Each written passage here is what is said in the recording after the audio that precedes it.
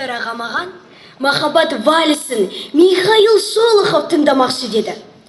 Доң қазағын ұлы даланың қазағына айналдырып жібер, қазағыны тұла бойын баурап алсын. Махаббат вальсі көшелен ғой, елтіп қалсын, деді де қысқа қоштасып конференцияның секция отырысына сығыз жүріп кетті.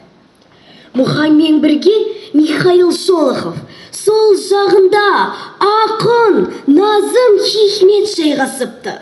Шабатын атқа өріне қияс не дегендей, салғаннан орыстың халық әні Ақ Самара Городоганың орындап, махаббат вальсіне көштім. Зал сілтідей тыңды. Бір қызығы, бұл әнді қазақша, орысша, французша айтқамды. Сатырлаған қол шапалақтауды, браво, браво деген айғайдың шала есткен киімен перденің арғы бетіне өтіп кеттім.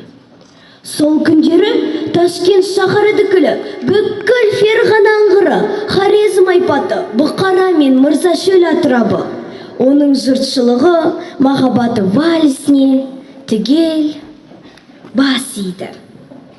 Халық қаһарманы Роза Бағланованың естелігінен.